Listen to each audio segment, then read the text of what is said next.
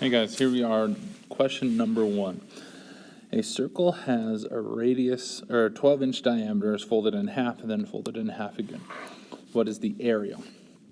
So if I have this circle, let me get a color here. The diameter is 12.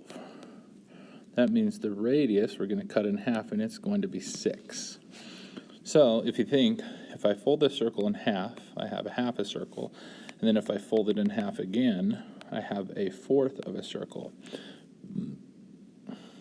So I have that much of the circle, 1/4 of a circle. So all I need to do is to find the area. So I go pi times 6 times 6, and then just divide that by 4. So using my calculator,